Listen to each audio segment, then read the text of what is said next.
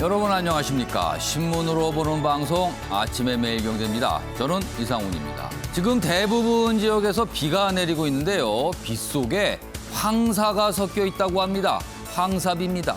이 비 맞으면 몸에 좋을 리가 없었겠죠. 오늘 하루 종일 우산 잘 챙기시고 비 꼭 피하시기 바랍니다. 자, 그럼 먼저 아침 신문 일면 기사부터 전해드리겠습니다. 먼저 매일경제 일면 톱 기사입니다. 부동산 세금 문제가 좀 실려 있는데요. 외국과 비교를 했습니다. 집 팔아 5억 차익을 냈을 경우 미국 캘리포니아 주를 보니 양도세가 없다. 이런 얘기입니다. 상대적으로 우리가 좀 세금 부담이 과하다. 뭐 이런 부분을 좀 강조하고 있는데요. 미국에는요. 50만 달러까지 양도세 세액 공제를 해줍니다. 그렇다면 우리 돈으로 5억이 넘는 차익이 나더라도 그거는 그냥 넘어간다는 겁니다. 그리고 다주택자 중과도 없다. 그러나 한국의 경우 2주택자라면 2억 2천만 원의 세금이 된다. 이런 얘기입니다. 세금 부담 얘기 지금 뭐 자세하게 좀 다루고 있습니다. 다음은 한국일보 보겠습니다. 발끈한 중국, 한국과 미국, 대만 언급한 거 이거 불장난이다. 불장난 말라. 이렇게 얘기합니다. 좀 더 보겠습니다. 한미 정상회담 이후 어떻게 보면 뭐 후폭풍 뭐 이런 내용을 볼 수 있는데 불쾌감을 표명했어요. 중국 외교부 내정 간섭 용납할 수 없다. 주권과 영토의 문제다. 언행에 신중을 기하라. 이렇게 발끈했습니다. 그리고 주한중 대사 역시 중국 겨냥한 거 다 알고 있다. 뭐 이렇게 얘기를 했습니다. 우리는요. 중국이란 말 없지 않습니까? 이렇게 얘기하지만 중국이 좀 발끈하고 있는 상황입니다. 이번엔 조선일보 보겠습니다. 장관, 총장 허락 없이 정권 수사 못한다. 여기서 말한 장관은요. 법무장관 그리고 검찰총장을 뜻합니다. 법무부가요. 검찰청 조직 개편 지금 추진하고 있죠. 이 내용이 좀 알려졌어요. 6대 범죄 형사부 수사권 제한한다. 일선지검은 총장의 승인을 받아야 하고 지청은 지검 밑에 있는 거죠. 지청은 장관 승인을 받아야 수사할 수 있다. 검사들 정부가 권력 수사 봉쇄하는 거냐 뭐 이런 반발이 있다고 합니다. 그리고 또 법무부에서는요. 아니 이런 조직 개편 내용이 왜 언론에 알려졌는가? 이거 유출됐다. 문제 삼겠다. 뭐 이런 분위기도 또 한켠에선 있습니다. 마지막으로 중앙일보 확인해 보겠습니다. 가운데 기사 좀 보실까요? 여기 보면 기사가 있고요. 아래 사진이 있죠. 사진부터 그냥 이 상태로 좀 보겠습니다. 비트코인 하고요. 가격이 4,200만 원 좀 넘죠. 뭐 오늘 아침에는 한 4,600만 원. 뭐 워낙 급등락이 심하기 때문에. 그런데 5천만 원 밑으로 빠져 있는 상태입니다. 기사 보겠습니다. 대학생 넷 가운데 한 명은 코인에 운다. 그러니까 4명 중 1명은 암호화폐, 가상화폐 거래를 하고 있다는 거죠. 요즘에 잠 못 이루는 밤, 뭐 이런 표현 나오잖아요. 워낙 가격이 급등락하면서 폭락하고 있는 상황이거든요. 자, 과연 이걸 어찌할 것인가? 뭐 계속 질문이 나오고 있습니다. 자, 지금까지 일명기사 짚어봤고요. 오늘도 뉴스의 행간을 깊숙하고 풍부하게 읽어주시기 위해 네 분께서 자리하셨는데요. 한 분씩 소개해드리겠습니다. 먼저 화면 가장 맨 왼쪽에 신경민 전 국회의원 자리하고 계십니다. 그리고 그 옆에는 장윤미 변호사 나와 계시고요. 세 번째 자리에 천하람 변호사 자리하셨습니다. 그리고 마지막으로 장혜찬 시사평론가도 나와 계십니다. 안녕하세요. 네, 안녕하세요. 네, 안녕하세요.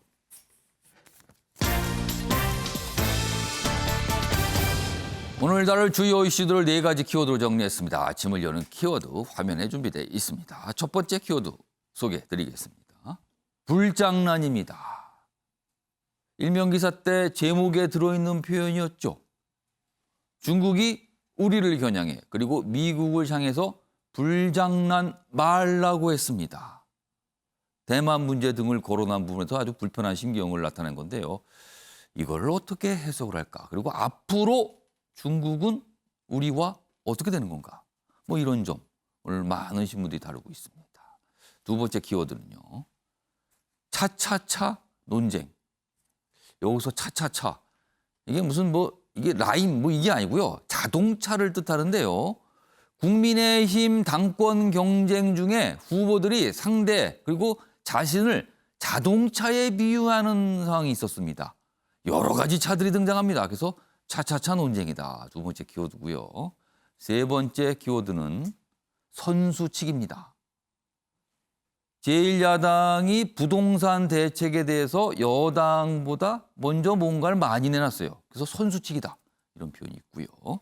마지막 키워드는 칭찬합니다입니다. 최근에 군 부대 급식, 사병들이 먹는 밥 참 논란이 됐습니다. 그런데요. 어느 부대는요. 누가 봐도 한눈에 봐도 대단한 급식을 제공하고 있다고 합니다. 거의 같은 가격인데 말이죠. 그래서 오늘 많은 분들이 이 급식 칭찬합니다. 이런 얘기를 하고 있습니다. 자, 그럼 아침의 매일경제 본격적으로 출발하겠습니다. 첫 번째 이슈는 한미 정상회담이 끝났죠. 그러나 뒤끝이 좀 남아 있습니다. 중국으로부터 들려오는 뒤끝이 있고요. 그리고 미국 내에서 또 보이고 있는 뒤끝도 있습니다. 두 가지 내용이 준비되어 있습니다. 먼저 첫 번째는 중국으로부터 나오는 뒤끝입니다. 불장난 말라는 중국, 원칙적 표현이라는 한국. 우리는 이게 중국이 그냥 원칙적 입장 밝힌 거다. 이 정도 반응인데요. 한중 관계 시험대다. 이렇게 돼 있습니다. 좀 더 보겠습니다. 일단 표면상으로 보면은요. 한미 정상들의 성명에 대만이라는 표현이 들어갔어요. 이 부분을 가장 문제 삼고 있는 걸로 보여요. 보겠습니다.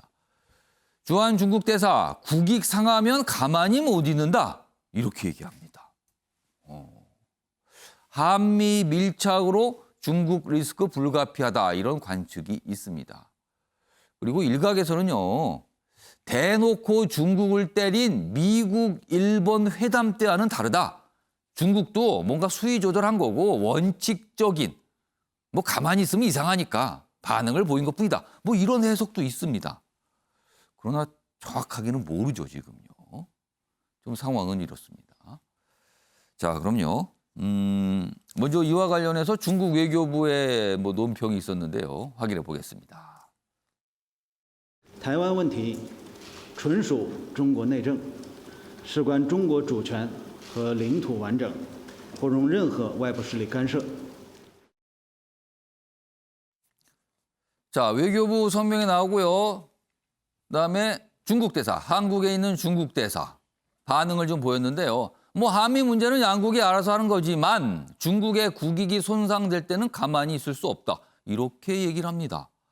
자, 이게 경고일까요? 아니면 뭐 원칙적인 얘기일까요? 아무튼 이걸 따져볼 대목들이 있는데요. 기사 하나 더 있습니다. 다음 보겠습니다. 한중 관계 험악한 장면을 피했다. 이 기사는 약간 다르게 해석하고 있죠. 험악한 장면은 아니다. 대만 언급에 중국이 내정 간섭 용납 못한다. 이렇게 반응을 보였는데 요거는 예견됐던 수준에 불과하다. 미일 회담 때 상황과 보면 수위가 굉장히 낮다. 이렇게 해석을 하고 있습니다. 자, 얘기 좀 해보겠습니다. 신경미 전 의원님. 우리 관심사는요. 중국이 앞으로 어떤 행동을 할까 뭐 이런 거거든요. 사실 우리가 사드 때 아주 나쁜 불쾌한 경험이 있거든요. 근데 지금 싱하이민 중국 대사가 중국의 국익이 손상될 경우는 가만히 있을 수 없다라는 얘기를 합니다. 그 가만히 있을 수 없다. 혹시라도 중국이 어떤 모종의 움직임, 구체적으로 말하면 보복 조치 이런 거 우리가 걱정해야 되나요? 아니면 그렇게까지 갈 필요는 없을까요? 한미 정상회담으로 우리가 예. 축배를 들고 있을 때 사실 한 서너 개 그 예정되긴 한 건데요. 예. 도전이 있습니다. 이 첫 번째 도전이 중국으로부터 지금 바로 즉각적으로 나온 예. 거죠. 예. 근데 이것은 지금 청와대 평가는 뭐 미일 회담 때보다는 낫다라고 얘기하지만 예. 실제로 이것이 어떻게 번져나갈지는 사실 아무도 짐작하기 어렵습니다. 정치 외교적 차원을 넘어서서 예. 경제 통상으로 발전될 수 있는 소지가 분명히 존재하죠. 그리고 이제 두 번째, 세 번째 도전도 만만치 않습니다. 두 예. 번째는 북한으로부터의 도전이 있을 예. 거고 세 번째는 미국이 한미 공동 성명에 나타난 대로 쿼드랄지 예. 사드의 업그레이드랄지라는 문제를 들고 나올 가능성이 있기 때문에 지금 첫 번째 중국의 도전은 예. 미국으로부터 올 요구 사항, 한미 정상회담에 나타난 공동 성명에 나타난 것을 이행하는 과정에서 예. 더 심화될 수가 있죠. 그렇겠네요. 네, 그래서 이 도전은 지금 청와대가 평가하는 것처럼 약하다. 미일 정상 때보다는 훨씬 덜하다. 이렇게 볼 수는 없습니다. 그럼 청와대가 좀 너무 상황을 좀 편하게 본다 이렇게 보시는 겁니까? 지금 축배에 약간 지금 아직 술이 덜 깬 상태라고도 볼 수 있고요. 사실이지 외교가 굉장히 예. 냉정한 거래잖아요. 예. 지금 현재 지금까지 나왔던 여러 가지 우리 정부의 공식적인 발표를 보면 예. 이게 자세 전환이나 원칙의 전환이라기보다는 미국의 요구에 대한 응수라고 볼 수 있거든요. 그래서 분명히 우리가 여기서 짚고 넘어가야 될 것은 예. 우리 외교를 미중의 사이에서 줄타기 외교로 할 거냐 아니면 원칙의 외교로 할 거냐를 분명히 결정을 해야 되는 시점에 와 있습니다. 만약에 이것을 결정하지 못하고 또다시 케이스 바이 케이스로 건건히 대응을 하는 사태가 되면은 예. 마지막에 얘기하는 친구에게 끌려갈 수가 있거든요. 이것을 우리가 피해야 됩니다. 그러기 위해서는 지금 심각하게 한미 정상회담의 축배만 즐길 때가 아니고 예. 우리 한국 외교를 예. 미중 줄타기 상황에서 어떻게 끌고 가야 될 것이냐는 것을 내부적으로 심각하게 토론해서 대응을 해야 되고 우리 체력을 갖고야 됩니다. 뭔가 선택을 해야 될 때가 왔다. 뭐 좀 이런 평가를 좀 해주셨는데요. 어제 외교부 제1차관이 이와 관련해서 뭐 언론 인터뷰를 통해서 한 얘기가 있거든요. 그 내용 좀 확인해 보겠습니다. 중국 입장에서는 대한민국이 중국을 적시하지 않은 점을 높이 평가할 것입니다. 미국과 일본이 맺은 그 미일 정상 공동 성명문에는 중국을 적나라하게 적시합니다. 그것의 비교적 관점이 될 것이고요. 그러니까 청와대와 외교부의 입장은 그렇게 걱정할 거 아닙니다. 약간 뭔가 이렇게 수습하는 그런 분위기가 분명히 느껴집니다. 그러나 일단 한국에 있는 중국 대사 그리고 중국 외교부가 반응을 보였어요. 그러면서 불장난, 뭐 가만히 있을 수 없다. 뭐 이런 표현들이 좀 등장을 했습니다. 자, 장혜찬 평론가. 일단 표면상으로는 대만 문제에 가장 민감한 반응을 보이는 걸 보여요. 그러나 실질적으로 또 따져보면은요. 이번에 한미 정상회담 우리로선 성과 중에 하나가 미사일 사거리 제한이 완전히 없어진 거예요. 그렇다면은 사거리를 길게 설정할 수 있다. 이거는 꼭 중국까지도 도달 가능하다. 이런 얘기가 나오잖아요, 지금.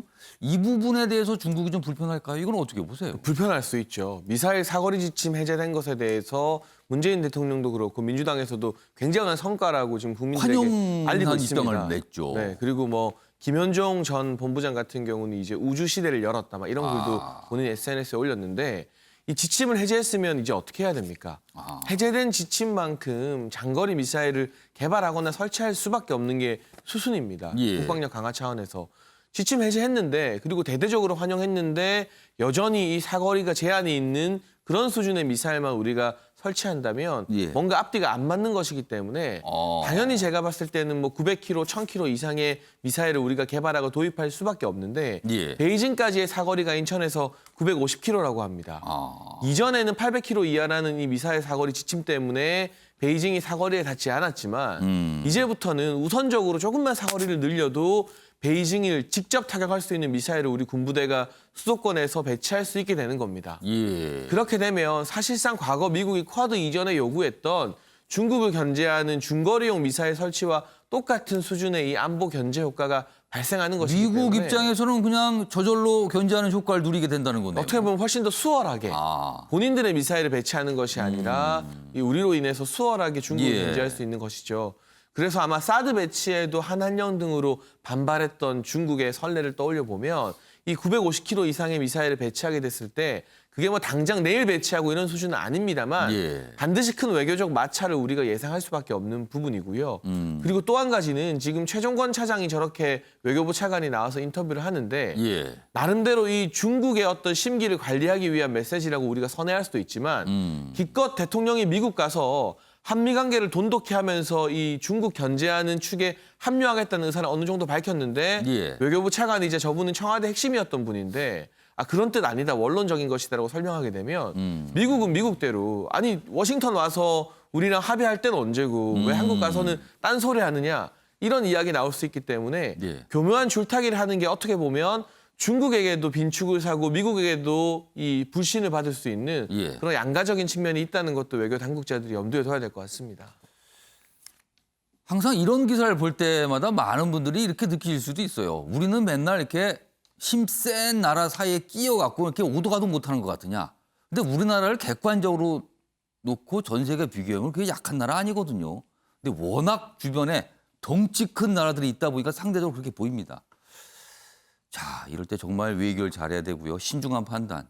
그리고 먼 훗날 봤을 때 제대로 된 판단. 이게 지금 필요한 때가 온 것 같습니다. 자, 지금까지는요. 중국에서 나온 뒤끝이고요. 이번에는 미국에서 벌어지고 있는 뒤끝 얘기 좀 해보겠습니다. 글쎄 이걸 우리하고 뭐 직접 관련이 있다고 할 수 있을지 모르겠는데요. 아무튼 뒤끝으로 보입니다. 보겠습니다. 문재인 대통령과 악수하자마자 옷에 쓱 손 닦은 카멀라 해리스 미국 부통령. 지난 20일이죠. 정상회담 있기 전에 미리 만났습니다. 그런데 이 장면이요. 그때 당시 그냥 지나갔어요. 근데 미국 언론이 며칠 지나서 뒤늦게 포착을 한 겁니다. 그러면서 꽤 크게 보도를 해요. 그리고 다른 언론들은 막 따라서 보도를 합니다. 미국 내 상황이 이렇습니다, 지금요. 자, 폭스뉴스입니다. 먼저 시작을 한 게. 폭스뉴스는 사실 지금 민주당 정부와는 안 좋죠, 사이가? 바이러스 등의 민감, 너무 눈에 띄게 우려 드러냈다. 그러면서 굉장히 비판적으로 다루고 있어요, 지금요. 뭐 이런 상황입니다, 지금. 자, 그럼요. 과연 어떤 모습인지 영상으로 확인해 보겠습니다. 이게 지난 20일 모습인데요. 악수하죠? 그리고 싹 뭔가 자연스럽진 않아요. 악수하자마자 손에다 저게 일각에서는 그냥 습관 아니냐. 그런데 습관으로 보기에는 이렇게 문지르죠. 그래서 이게 지금 미국 내에서 이거 결례 아니냐. 그리고 부통령이 아니 저럴 걸 왜 만났나. 그리고 지금 회담 보시면요. 다 정상들 그리고 관계자 다 백신을 맞은 상태거든요. 그래서 마스크도 안 쓰고 얘기하고 굉장히 밀접하게 얘기하고 회담도 했잖아요. 그런데 저 상황에서 굳이 저렇게 손을 닦는 듯한 모양새를 보여주는 게 맞는가? 아마 문재인 대통령은 조순간을 이렇게 보진 못한 것 같아요. 근데 저 당시에는 저게 이렇게 잘 알려지지 않았는데 뒤늦게 나온 겁니다. 지금 미국 내에서 약간 좀 시끄럽습니다. 이 얘기 좀 해보겠습니다. 장유희 변호사. 네. 어떻게 보셨어요? 좀 이상해 보입니까? 아니면 그냥 뭐 습관인 것 같습니까? 사실 뭐 자연스러워 보이진 않죠. 왜냐하면 본인이 먼저 악수를 청했는데 예. 거기에 이제 응한 문재인 대통령과 악수를 마친 뒤에 좀 다소 눈에 띄게 문지르지 않았습니까? 아니 사실 헬스 부통령이 악수를 청하지 않고 만약에 주먹 인사를 하자고 했으면 문재인 네. 대통령 주먹 인사 했을 거예요. 예, 그리고 요즘 뭐 코로나 시국에 악수를 예. 하는 장면이 뭐 아주 흔하지도 않기도 하고. 그런데 이 이슈를 좀 미국의 보수 언론이 더 확장시키는 게 아닌가라는 생각은 약간 그런 분명히 감도 있습니다, 지금. 듭니다. 왜냐하면 폭스뉴스가 이걸 좀 뒤늦게 이게 백악관 유튜브를 통해서 그 영상이 담기기는 했는데 뒤늦게 아니 이 행동이 외교적 결례가 아니냐 이 부분을 넘어서 이게 과연 공화당 인사가 나아가서 트럼프 대통령이 똑같은 행동을 했으면 뭐 어떻게 반응을 보였을 것이냐. 뭐 그러니까 이렇게까지. 가정을 한 거군요. 예, 그렇게까지 이제 논란을 확대시키고 있기 때문에 이게 다소 정치적인 공세의 측면으로까지 번지고 있는 부분이 있는 것 같습니다. 확실히 뒤끝은 뒤끝이군요, 예, 지금요. 그래서 미국 언론도 이제 그 한미 정상회담에 약간 뒤끝을 보여주는 부분 그리고 공화당 친화적인 언론에서 또 민주당 부통령에 대해서 뭔가 공격의 하나의 빌미로 삼는 이런 부분인 것 같습니다. 손아람 변호사, 네. 뭐 우리 외교당국 입장에서는 뭐 별 얘기 안 할 것 같아요. 뭐 이걸 몰아가겠습니다만 미국 내에서는 이게 약간 좀 묘하게 흘러가는 것 같아요, 지금요. 예, 우리 외교 당국이 뭐 할 얘기는 전혀 없을 것 예. 같고요. 근데 이거는 사실은 폭스뉴스가 논쟁을 만들기 때문에 논쟁이 되는 거지. 이게 뭐 어떤 이유에서든 조금 부자연스럽든 습관이든 이걸 가지고 뭐 외교적 결례다라고 할 수준은 아닌 것 같습니다. 근데 보도를 그런 식으로 지금 하고 있어요, 거기는. 그렇죠. 그 요새 어떤 분석이 나오냐면 그 트럼프 대통령이 물러난 이후로 예. 미국 언론에서 다룰 뉴스거리가 굉장히 줄어들었답니다. 그러니까 예전에 트럼프 대통령 같은 경우는 뭐 갑자기 트위터에 폭탄 발언들도 예. 하고 백악관 내부에서 뭐 권력 다툼이 실시간으로 중계되고 해서 예. 굉장히 언론에서 보도할 거리들이 많고 예. 그러다 보니까 뭐 뉴욕 타임스 같은 매체에서 유료 가입자들도 굉장히 많이 급증하고 이런 식의 언론이 호황을 누리는 트럼프 그런- 대통령 시절에 그랬다는 그렇죠. 거죠. 오히려 그랬었는데 아. 바이든 대통령 행정부가 들어오면서 사실 좀 기존과 같은 좀 관료적인 그냥 특별하게 사고가 나지 않는 그런 식이 되다 보니까 미국의 언론 매체에서도 뭔가 하나 좀 뉴스거리가 나와줬으면 좋겠다라는 얘기가 많이 나온다라는 예. 그런 현지 상황이 있었거든요. 그런 면에서 이 상황에서도 폭스뉴스 입장에서는 특히나 민주당 행정부에 뭔가 빌미를 잡고 싶은데 또 뭔가 나름대로 부자연스러운 상황이 나오다 보니까 이런 뉴스를 그럼 열심히 생산해낸 것 찾은 같습니다. 거네요, 이거를. 그렇죠. 그렇게 봐야 될 것 같습니다. 아, 그런 배경이 좀 있다는 거네요. 하기야 트럼프 대통령 집권 시절에는 트럼프 대통령이 뭐 하루가 멀다고 트위터에다 중요한 내용을 올리죠. 그리고 트럼프 대통령 그 영상을 보신 분은 알겠지만 백악관에서 다른 곳을 이동할 때 헬기를 타거든요. 그 헬기를 타러 가는 동안도 끊임없이 얘기를 합니다. 끊임없이. 질문을 받으면 다 얘기를 해요. 그리고 중요한 얘기가 많이 나옵니다, 거기서. 그냥 기사가 많았는데 지금은 기사가 없다는 거네요. 신경민 전 의원님. 네. 이 상황을 좀 어떻게 이해해야 될까요? 그래서 뭐 정파적인 것이 상당히 좀 진한 의미를 갖고요. 또 하나는 미국이 매년 아시아에 그 월간 행사를 합니다. 아시아 먼스라고 선언을 해서 백악관을 비롯해서 각 그 주정부 내지는 민간 단체에서 아시아 행사를 하는데 예. 이 해리스 부통령이 인도계잖아요. 예. 하프 인도죠. 그러니까 지금 아마 그런 행사하고 겹치면서 아시아 대통령이 왔는데 아시아계 출신의 미국 부통령이 저렇게 했다라는 거에서 아시아 쪽 얘기가 약간 좀 들어가서 내로남불, 미국판 내로남불이라는 걸 지적을 하는 거죠. 근데 이제 그때 보면은 행사를 가서 보면은 예. 전 아시아계가 물론 다 모입니다. 그런데 이 동쪽부터 하면은 동북아가 있고요. 거기도 한중일이 조금씩 다르잖아요. 그리고 이제 동남아시아인데 동남아시아는 굉장히 많은 나라들이 다 또 다른 컬러가 있고 그리고 인도, 파키스탄으로 넘어가고 중앙아시아, 중동으로 이렇게 넘어가서 이 아시아 행사를 가서 보면 야 이게 진짜 하나의 대륙인가라는 이게 하나의 뭔 공통 분모가 있는가라는 생각이 드는데 예.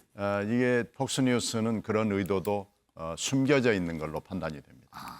그런 걸 또 은근히 강조하고 있다는 거네요. 그러니까 한마디로 말해서 민주당이 문제가 있다, 뭐 이런 걸 좀 부각하려는 의도. 그러니까 약간 지금 이런 보도에 대해서 약간 정파성이 있다고 보시는 거네요, 지금. 아무튼 미국 내에서 지금 보도가 참 많이 되고 있어요, 지금. 약간 논란처럼 비춰지고 있습니다. 뒤끝이네요. 확실히 뒤끝입니다, 이거는. 자, 한미 정상회담과 관련된 내용은 이 정도로 좀 마무리하겠습니다.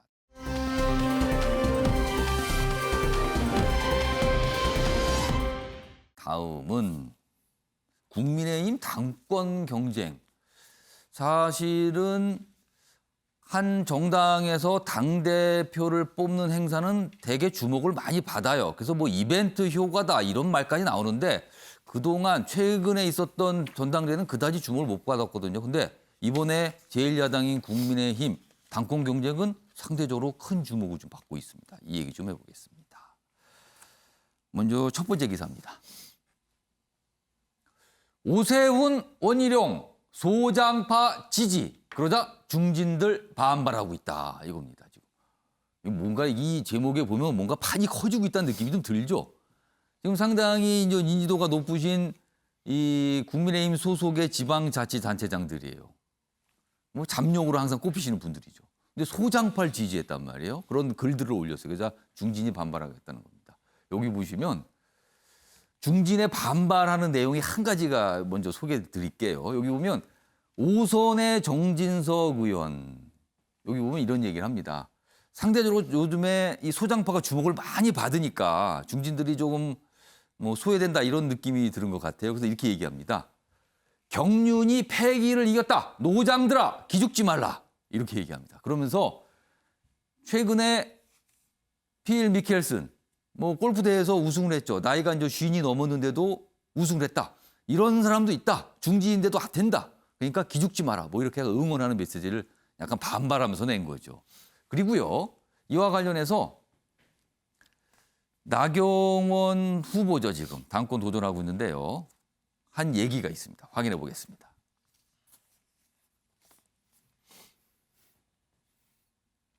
그래서 제가 보니까 당대표가 좀 쉬운 당대표, 좀 본인에게 편하고 만만한 당대표가 되면 좀 좋겠다 이런 생각도 하시는 거 아닌가 이런 생각도 해봤습니다.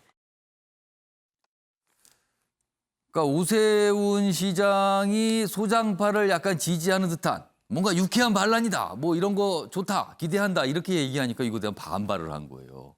그러면서 이런 나경원 후보가 이런 얘기를 했습니다. 뭐 본인이 좀 나중에 향후 유리할 것 같아서 저러는 거 아니냐. 뭐 이런 얘기입니다. 관련 기사 하나 더 이어가 보겠습니다. 자, 이렇게 어떤 지방자치단체들의 응원 메시지, 그거에 대한 중지들의 반발, 이런 상황에서 나온 얘기입니다. 자동차 얘기가 나왔어요. 스포츠카, 화물트럭, 전기차. 이게 무슨 산업계 얘기가 아닙니다. 국민의힘 내에서 나온 거예요. 국민의힘 당대표는 어떤 차일까? 서로 뭔가 상대는 무슨 차다, 그리고 나는 무슨 차다, 이런 주장들을 하고 있거든요. 야당 당권 경쟁의 때 아닌 차 논쟁이다. 나경원, 소장파를 향해서 멋진 스포츠카라 그래요. 근데 그거 필요 없다 지금. 짐 잔뜩 싣는 화물트럭이 필요하고 내가 운전한다. 이렇게 얘기합니다. 그러자 김은혜 후보, 노후 경유차 몰면 과태료예요. 화물트럭 얘기하니까 이렇게 나온 거예요, 반응이. 그리고는 저는 카니발 타고 사람들 많이 싣고 축제 나갑니다. 뭐 이렇게 얘기합니다. 승합차라고 했습니다, 자신을. 이준석, 제가 올 초에 전기차 주문하는데 이거 좋더라고요. 뭐 편리한 게 이만저만 아닙니다. 그래서 본인이 전기차라고 강조를 합니다. 본인은. 뭔가 새롭고 뭐 이런 거죠, 지금요. 자, 그럼요. 이와 관련된 영상도 하나 있는데요. 먼저 확인해 보겠습니다. 이번 당대표는 사실은 멋지고 예쁜 스포츠카를 끌고 갈 수 있는 자리가 아니라요. 정말 짐을 잔뜩 실은 화물 트럭을 끌고 좁은 골목길을 가야 되거든요. 그래서 사실은 굉장히 어려운 일이기 때문에 그래서 이게 보기 좋은 것하고 이제 일을 잘하는 부분에 있어서의 이제 판단들을 이제 하실 거라고 생각을 하고요. 이 얘기가 나온 뒤에 소장파 후보들 또 반응을 보이죠. 그리고 또 다른 반응도 있었습니다. 화면에 정리했습니다. 갑자기 차차차입니다. 지금요. 차차차. 나경원 후보는 이 소장파를 스포츠카, 예쁜 스포츠카다. 모양만 좋다. 뭐 이런 뜻으로 얘기했어요. 그리고 화물 트럭이 끌고 가야 되는 상황이다. 지금. 그러니까 본인은 화물 트럭이라고 묘사를 한 거죠. 그러자 김은혜 의원입니다. 김은혜는 카니발 본다. 축제 가는 거다 지금. 우리는 사람들 많이 태우고. 그리고 노후 경유차 몰면 과태료 냅니다. 그러면은 화물트럭, 노후 경유차. 뭐 이렇게 되는 거예요 지금 상황이요. 옆으로 가겠습니다. 그리고 이런 반응도 있었어요. 내 차는 전기차. 깨끗하고 경쾌하다. 짐이 아닌 사람 많이 태울 수 있다. 이 사람이란 얘기를 강조하죠. 왠지 대선 후보, 대선 주자가 떠오릅니다. 그리고요. 주호영 의원도 반응을 보였어요. 모든 인재를 KTX에 태워 가장 빠르게 정권 교체의 길로 갈 것이다. 본인이 KTX가 되는 거예요, 지금 그러면. 기차가 나왔습니다, 지금요. 자, 조나람 변호사. 네. 중진들은 스스로를 화물트럭, KTX 이렇게 비유를 했어요. 그런데 소장파는 그 중진들 향해서 노후 경유차다라고 얘기했습니다. 이거 어떻게 들으셨어요? 사실 제가 이번에 저희 전당대회 선거관리위원을 맡고 있어서 굉장히 말씀드리기가 조심스럽기도 하고. 객관적으로 말씀해 주세요, 그러면. 근데 다만 저는 일단 우선 이렇게 어찌 보면 별로 대단하지 않은 말장난에 가까운 논쟁일 수도 있는데 이번에 국민의힘 당대표 선거에 관한 국민들의 관심이 높다 보니까 이걸 주요 언론에서도 다루고 우리 지금 아침에 매일경제에서도 굉장히 비중 있게 다루고 있는 것 자체가 일단 모든 후보들에게 또 당에게도 굉장히 고무적인 일이라고 생각하고요. 뭐 화물 트럭이다, KTX다, 아니면 뭐 노후 경유차다 이런 얘기 나오는데 다만 저는 이런 부분이 있는 것 같습니다. 그 화물 트럭 또는 KTX를 말씀하시는 중진들이 얘기하시는 거는 예. 내가 다른 사람들을 위해 조금 더 희생하고 어찌 보면 다른 사람들을 태우고 예. 내가 리더십을 발휘해서 이걸 좀 더 끌고 가고 빠른 예. 속도로 이동할 수 있도록 해주고 하는 그런 점을 강조하신 건데 예. 이 부분을 비판하는 입장에서는 과연 지금껏 정치를 해오는 과정에서 이런 이타적인 면모, 뭔가 타인을 위해서 어떻게 보면 리더십을 발휘하고 섬기는 면모를 보여왔느냐. 그게 아니면 단순히 조금 선수만 쌓고 좀 다 표현이 그렇습니다만 노후화된 그런 경향을 보인 것 아니냐라는 점에서 지금 그 신진 세력들의 비판이 강하게 들어오는 지점인 것 같고요. 다만 저는 중진 의원들도 좀 억울할 수 있을 것 같아요. 왜냐하면 이분들이 선수는 높고 정치권에서 오래 있긴 했지만 사실 당대표 역할을 해본 적은 없었거든요. 예. 자신들이 이런 경험을 발휘해서 노하우를 발휘해서 이런 식으로 내가 좀 더 특히 대선을 앞두고 섬기는 리더십을 보여주겠다라고 하는데 바로 거기서 노후 경유차 이런 얘기가 나오니까 뭐 과태료 아마 이런 얘기를 했단 말이에요. 네, 아마 중진들로서도 다소 좀 억울하게 느껴질 수 있지 않을까 생각이 듭니다. 뭐 과열까지 양상은 아니지만요. 뭐 어떻게 보면 자동차에 비유를 하니까 이 귀에 쏙 들어오긴 합니다. 지금 상황에 대해서는. 장혜찬 평론가. 중진들은 소장파를 향해서 예쁜 그냥 스포츠카야, 모양이. 그러나 지금은 화물 트럭이 필요하고 KTX가 필요할 때야. 이렇게 얘기를 하고 있거든요. 그런데 이 소장파들은 본인들은 카니발이다. 사람 많이 태울 수 있는 카니발, 승합차다.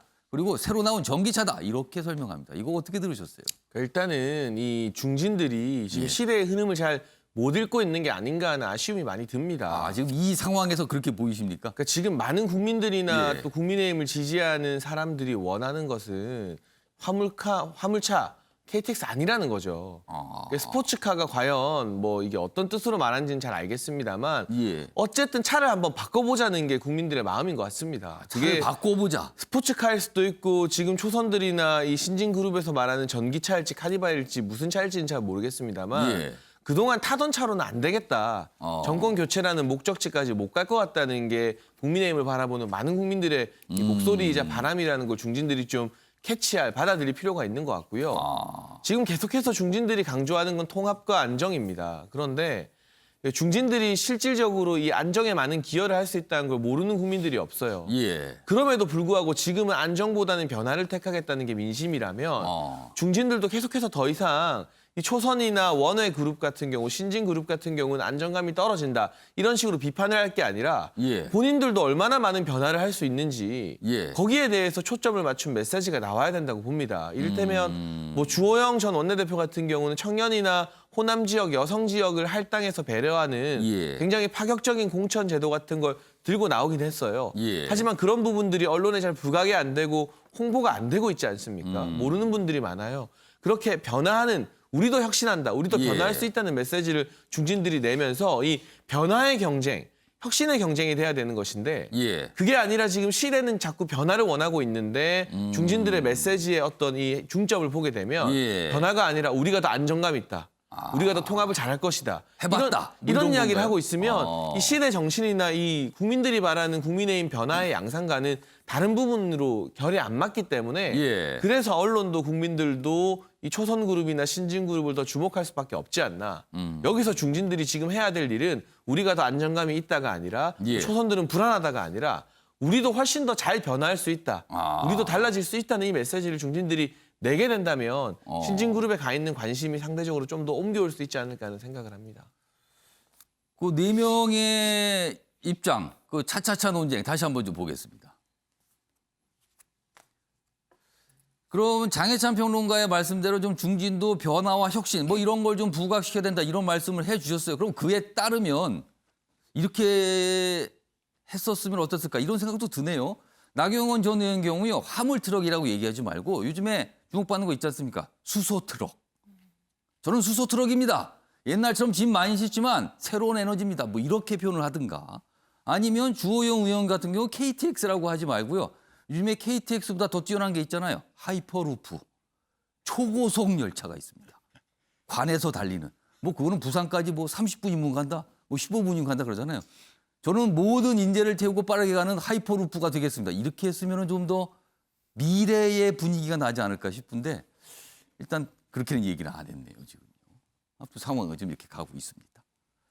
자, 이게 이제 자동차, 때 아닌 자동차 논쟁이고요. 자, 그런데요. 지금부터는 국내인 당권 경쟁과 관련해서 현실적인 얘기 좀 해보겠습니다. 지금요. 이 기사입니다. 텃밭 먼저 다진다. 국민의힘 당권 주자들 일제히 영남행. 대부분 지금 영남에 가 있습니다. 대구에 많이 머물고 있어요. 이유가 있겠죠. 여기 있습니다. TK, PK, 그러니까 대구, 경북, 부산, 경남, 영남 지역의 이 당원들 보니까 각각 30%, 20%를 차지합니다. 그럼 합하면 절반입니다. 국민의힘 당원의 절반이 영남에 있는 거예요. 여기에 표심, 영남 표심 못 잡으면 안 된다는 거죠. 당대표 뽑을 때 본선에서는요. 당원들의 비중, 당원들의 표 비중이 70%에 이릅니다. 그러니 텃밭을 다져야 된다는 거죠. 영남 표심이 경선 당락 최대 변수가 된다. 그래서 지금 뭐 여기 보면 소장파들 역시 대구에 가 있다는 거예요, 지금요. 물론 이제 중진들은 뭐 당연히 또 가 있고요. 뭐 이런 모습입니다, 지금요. 자, 그럼요. 이와 관련된 영상 한 가지가 있는데요. 확인해 보겠습니다. 보수 진영의 개혁과 그리고 새로운 어떤 출발을 위해서는 대구 경북 지역에서 압도적으로 제 노선을 지지해 주시는 것이 중요합니다. 그러니까 소장파 역시 영남이 중요하다 이 얘기를 하고 있는 거예요. 그리고 거기 가서 표를 호소하고 있습니다. 앞서서 봤던 조선일보 기사 다시 좀 보겠습니다. 여기 보시면 아까 밑줄이 하나 더 있었어요. 여기 보시면 삼선 중진인 김태훈 의원 뭔가 좀 쓴소리를 했어요. 여기 보시면 이준석 후보는 그간 행적에서 박근혜 전 대통령에게 감사를 표하기는커녕 비난하기 바빴고 심지어 등을 돌린 채 몇 차례 당적까지 변경한 사람이다. 이렇게 비판을 합니다. 근데 이 비판이 나온 이유는요. 며칠 벌써 지났죠. 이준석 후보가 본인의 SNS상에 글을 올렸는데 이런 글을 올렸어요. 컴퓨터와 씨름하던 나를 사람들과 씨름하는 곳으로 끌어내준 그분에게 항상 감사한다. 박근혜 전 대통령을 향해서 한 감사 표현이라고 들리죠. 그게 알려진 뒤에 이렇게 반응이 나온 거예요. 비판이 나온 거예요. 아니 갑자기 웬 감사 뭐 이런 반응인 거죠. 지금요. 지금 상황이 좀 이렇게 가고 있습니다. 장유희 변호사. 네. 어쨌든 영남인가요? 예, 그런 것 같습니다. 아. 지금 뭐 소장파라고 해서 이준석 후보가 굉장히 각광을 받고 있고 뭐 돌풍 그리고 현상이라고까지 일컬을 정도의 이제 여론의 예. 지지를 얻고 있는데 저는 물리적이고 생물학적 나이가 젊다는 점 이외에 보여주고 있는 정치 행보가 굉장히 참신하고 젊은지는 좀 의문이 가해지는 부분이 분명히 있습니다. 왜냐하면 어떤 7대3의 본선행 티켓을 거머쥐기 위해서 당심을 잡아야 된다는 건 뭐 분명하죠. 그리고 절반 이상이 책임 당원이 영남, TK, PK를 기반으로 하고 있기 때문에 이제 주되게 그쪽을 공략해야 되는 건 맞지만 예. 거기서 한 발 더 나아가서 본인이 2030 세대의 지지를 얻고 있는 가장 큰 이유가 뭡니까? 합리적인 보수, 무슨 선거가 뭐 위조됐다, 뭐 이런 좀 터무니없는 의혹 제기에 대해서 그런 의혹 제기는 문제가 있다라고 딱 이야기할 수 있는 그런 기계 이런 부분이 평가를 받았던 건데 예. 지금 다시 본인이 출마 선언을 하고 이 행보를 이어가면서 박근혜 전 대통령에게 감사하다고 이야기를 했습니다. 뭐 박근혜 전 대통령이라고 직접 얘기 나왔습니다. 네. 그분이란 표현은 누가 봐도 박 전 대통령 얘기를 한 것 그렇죠. 같아요. 사실상 그 맥락에서 보면 예. 굉장히 노회한 정치인 같다. 본인이 굉장히 젊다는 어떤 깃발을 들었는데 하는 행보는 참신하다기보단 김태희 의원이 지적한 것처럼 굉장히 이 정치권에서 오래 이 활동을 해온 해묵은 행태를 좀 보여주는 측면도 있다. 그래서 그런 부분은 좀 아쉽고 물론 영남 공략해야 되지만 거기서 한 발 더 나아가서 굉장히 공학적으로 접근하는 거는 조금 좀 마음에 와닿지 않는 행보가 아닌가 이런 생각이 아쉬움이 남습니다. 사실은 요 글에 대해서 이준석 전 최고는 또 해명을 했어요. 언론을 통해서. 아니 평소에 생각하고 있던 거 그대로 얘기한 것뿐인데 왜 이걸 갖고 문제 삼습니까? 그러나 중진 중에서 일부에서도 요 내용을 파고들어서 비판을 좀 했죠. 지금 상황이 이렇습니다. 장희찬 평론가, 장유희 변호사께서는 평가를 하기를 소장파들이 생물학적 나이 빼고는 사실 어떤 소장파다운 모습 보이는 거 없지 않느냐 이렇게 평가를 하셨는데 장희찬 평론가는 어떻게 보세요? 네, 저는 동의하기 조금 어려운 말씀인 것 같고요. 어. 일단은 이게 이 당원 내부의 투표가 굉장히 중요한 예. 당내 선거이기 때문에 당원들이 많이 사는 곳에 가서 집중적으로 유세를 할 수밖에 없다는 현실적인 부분은 감안해야 될 것 같습니다. 현실적인 문제라는 거죠. 다만 이 이준석 전 최고위원 같은 경우는 일단 서울에 여의도에 선거 사무소를 열지 않았어요. 그러니까 굳이 과거에 하는 식으로 돈 들여서 캠프 차리고 이런 게 아니라 SNS를 적극적으로 활용하면서 이 온라인을 활용한 선거 운동을 직접 하고 있고 대구에 내려가서도 그냥 혼자서 걸어 다녀요. 보니까 지하철 타고 이런 것들이 기성 정치인들은 잘 시도하지 않았던 선거 방식인 건 맞는 것 같습니다. 예. 그리고 박근혜 전 대통령을 언급한 부분도 저도 예. 처음에 보고는 고개를 좀 갸웃거렸거든요. 아니 왜 이러지? 내가 알던 그 이준석이 맞나 싶었는데 전후 맥락을 보니 여전히 박근혜 전 대통령 탄핵의 정당성에 대해서 인정을 하고 있어요. 예. 그걸 이번에 전당대회에서 당대표 되겠다고 부정하는 게 아닙니다.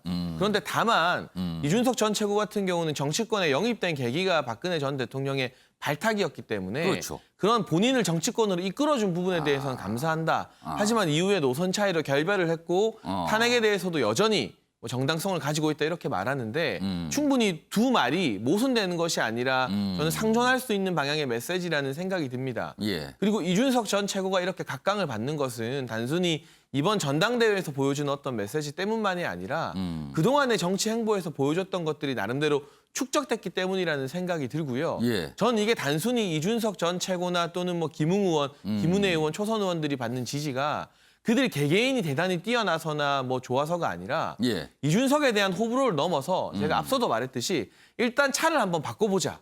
그동안에 타던 차로는 안 되겠다는 어떤 이 야당을 향한 강력한 국민들의 예. 요구가 발현된 현상적 측면이 있기 때문에 예. 지금 이준석 전 최고위원이 여론조사에서 1등하는 이유를 이준석 개인의 호불호나 이준석 개인의 역량으로 분석하려면 이게 답이 잘 안 나올 겁니다. 근데 이준석이 가지고 있는 장점도 있고 단점도 있는데 그 장단점 차원이 아니라 이준석은 그냥 시대 정신에 반영된 어떤 하나의 상징적인 인물이 되어버린 것이고요. 현상이란 말씀이죠. 좀 젊은 사람으로 바꿔보자. 그리고 유능한 사람으로 한번 바꿔보자.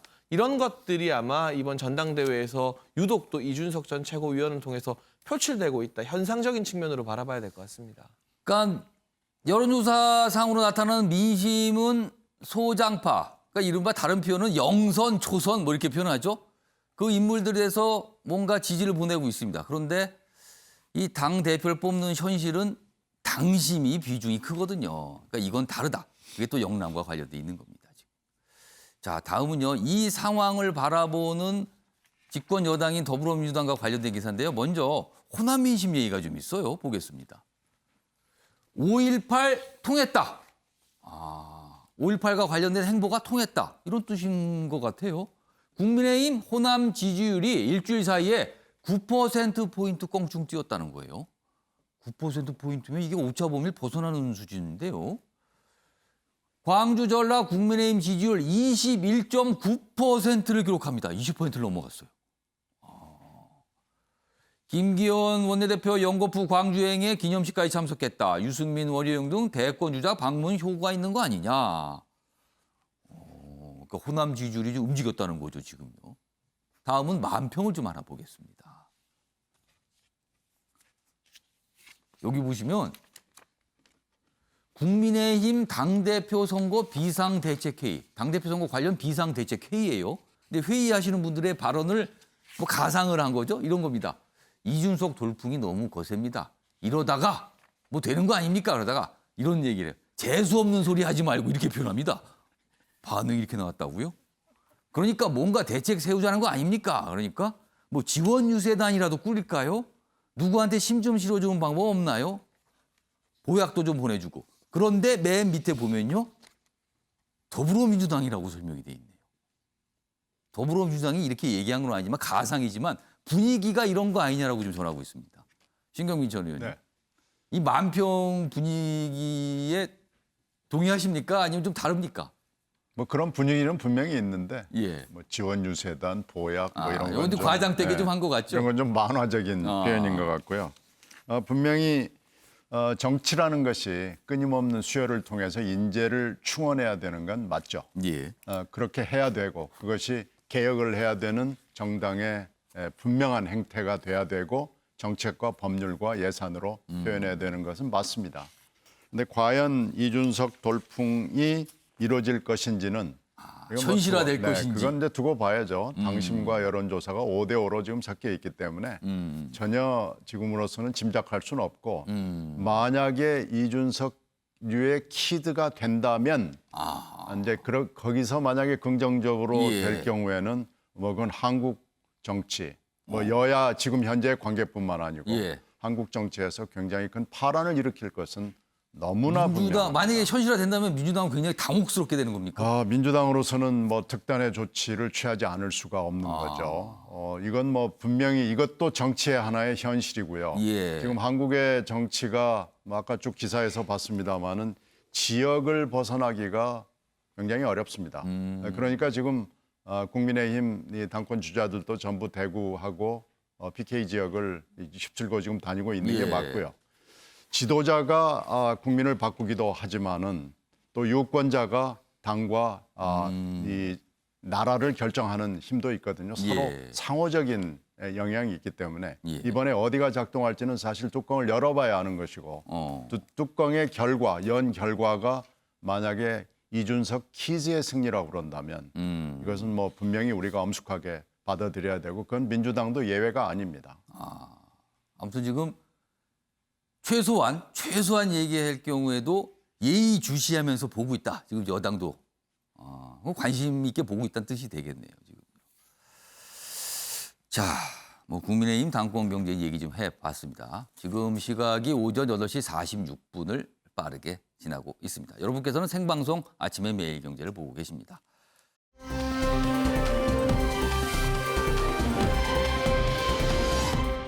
자, 다음은요. 내 삶에 영향을 주는 경제 이야기, 경제 브리핑 순서로 좀 가보겠습니다.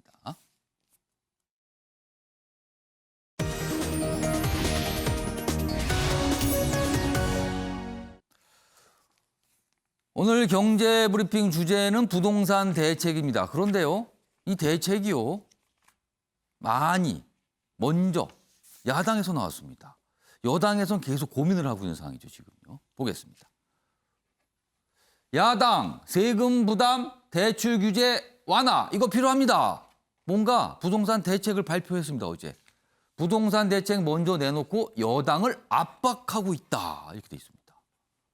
사실 재보궐선거 끝난 뒤에 여당 내에서도 이거 부동산 정책 바꿔야 됩니다. 물론 야당에서도 그렇고요. 이런 얘기 나왔는데 아직 여당은 구체적으로 뾰족하게 제시를 하고 있지는 않아요.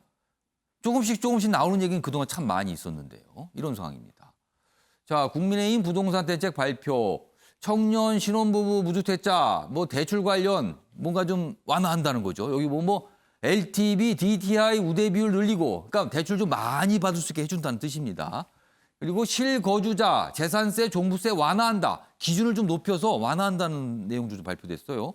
그리고 공시가 상승률을 매년 5%로 제한한다. 뭐 이런 얘기까지 있습니다. 일단 먼저 야당에서 뭔가를 구체적으로 내놨어요, 지금. 자, 그럼 어제 어떤 발표였는지 영상으로 확인해 보겠습니다. 우리 국민의힘은 문정권 들어 왜곡된 주택시장을 바로잡고 세금 폭탄은 오프로 내 집 마련은 온으로 만들도록 하겠습니다. 실거주 1주택 보유자의 주거 안정성을 강화하고 세액 부담을 확실히 덜어드리도록. 김기현 신임 당대표 권한대행께서 부동산 문제 해결을 위한 여야정 민생협의체 구성을 제안하신 바 있습니다. 우리 당의 제안에 대해서 정부 여당은 아직까지도 감감무소식입니다. 민주당은 빠른 시일 내에 당내 입장을 정리해서 이 정권 하에서 가중된 내 집 마련의 어려움과 국민 세부 부담을 해결하기 위해서 당장 6월 임시 국회에서부터 함께 머리를 맞대기 바랍니다. 자, 그러면은 여당은 지금 부동산 대책과 관련해서 어떤 상황일까요? 다음 기사 보겠습니다. 여당 부동산 궤도 수정 약간 갈등 상황 아니냐. 뭐 이 기사는 혹시 이거 계파 갈등 아닙니까? 라고까지 보고 있어요. 정책의총 27일로 연기. 그러니까 뭔가를 의논하기로 했는데 이게 미뤄졌다는 거예요. 시간 갖고 논의할 필요가 있다. 이견이 나타났다. 그리고 뭐 재산세 기준 이런 것도 사실은 처음에 알려졌는데 아직 뭐가 정해지지는 않았어요. 그리고 특히 종부세 관련해서는 당내 사실 갈등 양상이 좀 심하게 보인다. 뭐 이런 겁니다, 지금요.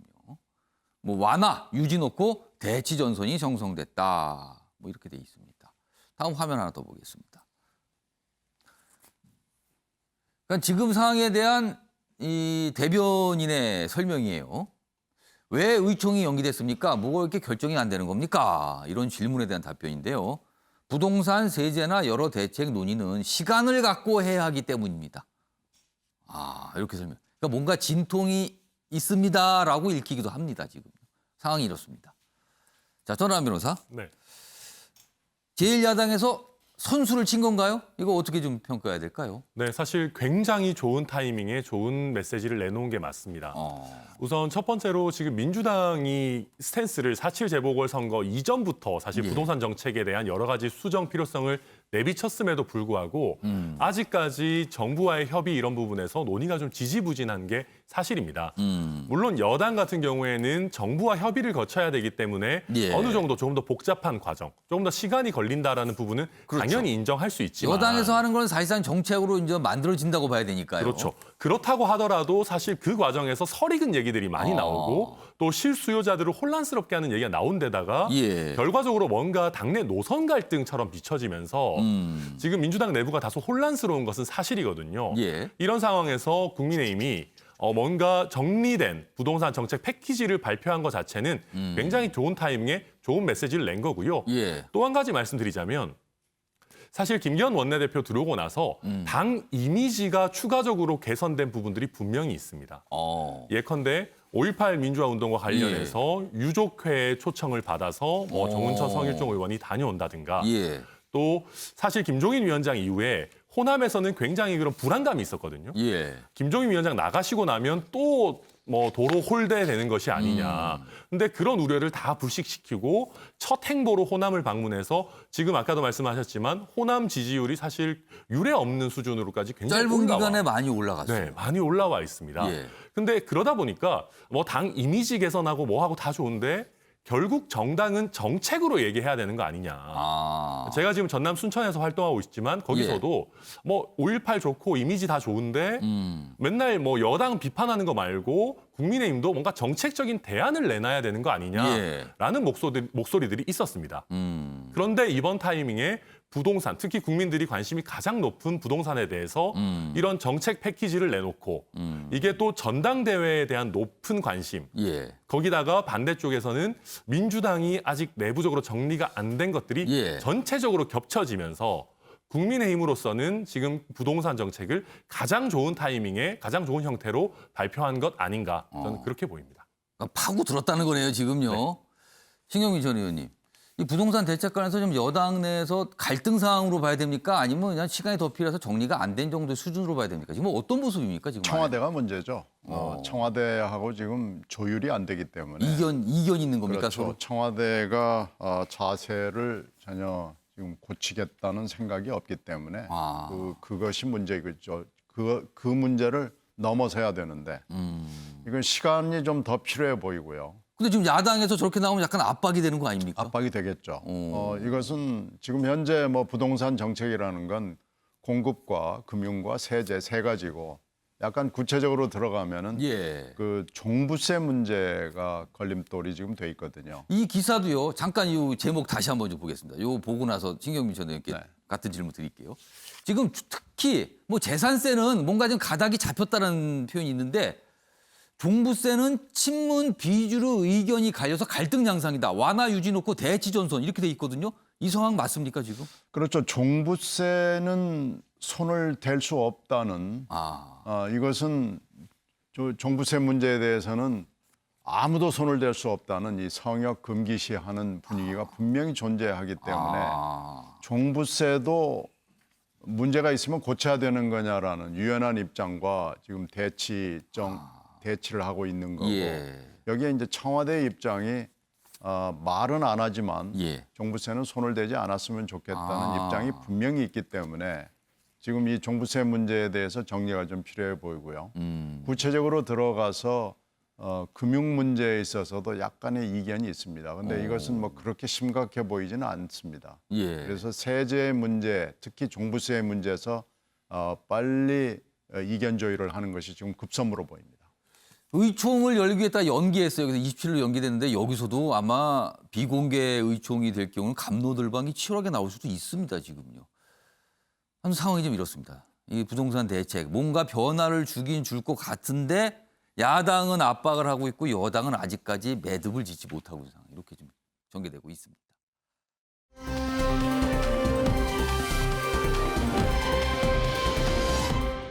다음은 사진을 좀 보겠습니다.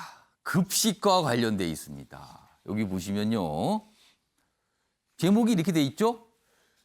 군 부실 급식 논란 속 칭찬받는 식단도 있다. 자, 먼저 이게 사진 2개죠. 앞에 사진이 있어요. 이게 논란됐던 사진이잖아요, 지금.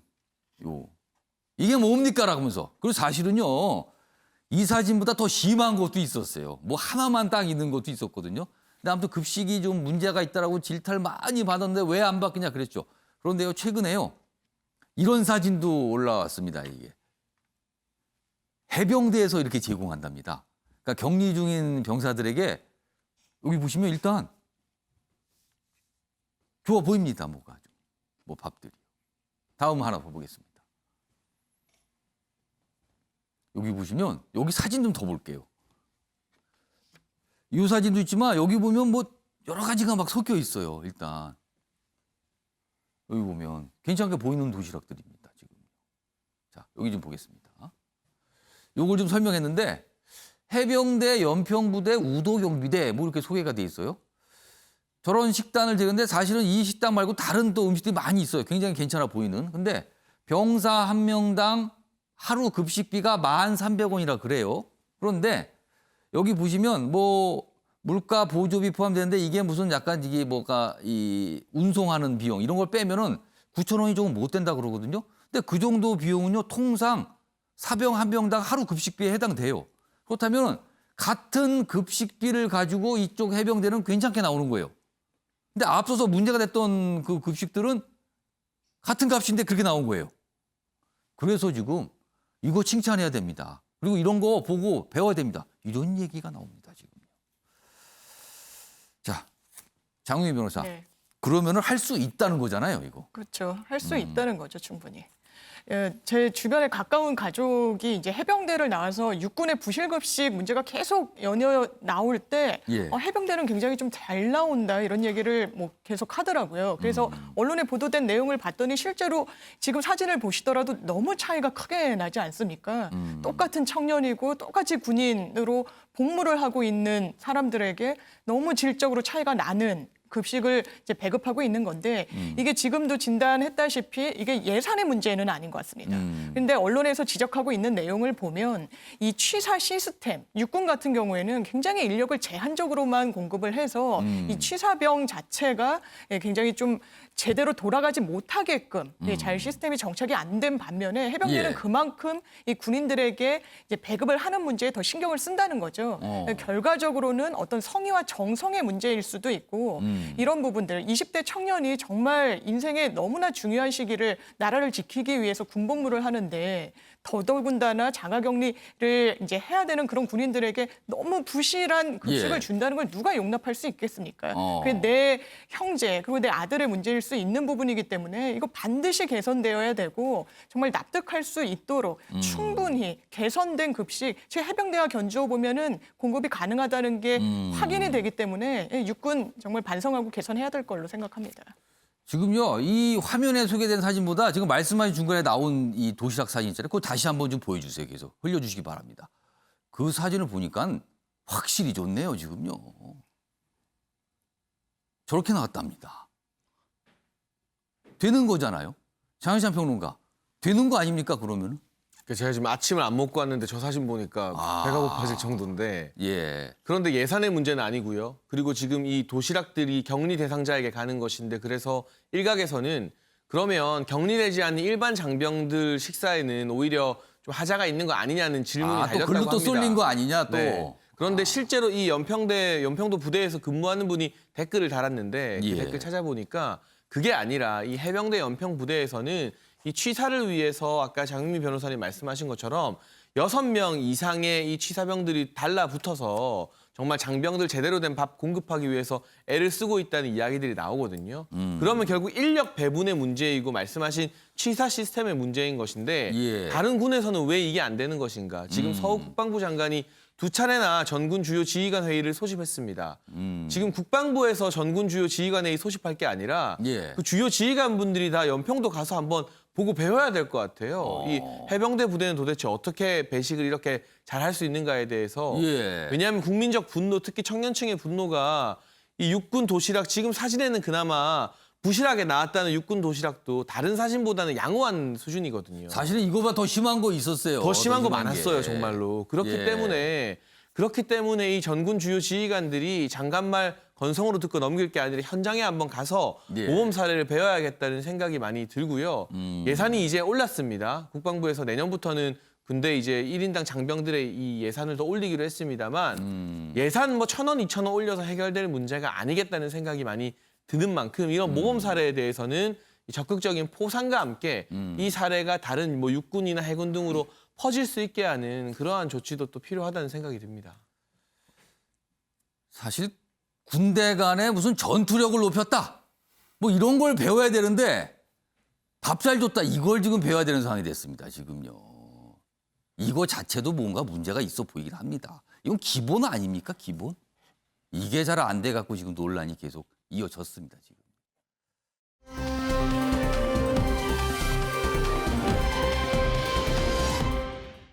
다음 기사로 넘어가겠습니다. 백신 얘기가 좀 있는데요.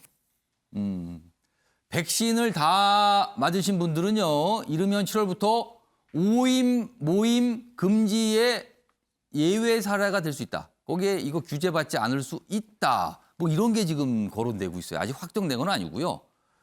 사실은 4명 이렇게만 모여서 밥 먹는 경우 이거 참 제한을 많이 받거든요. 더 많은 인원들이 참석할 수 있으면 좋겠다 하시는 분들 많거든요. 그런데 백신을 다 맞았을 경우에는 5인 모임 금지 요거 제외한다. 뭐 이런 얘기가 나오고 있습니다. 그리고 그러니까 이른바 백신 인센티브예요.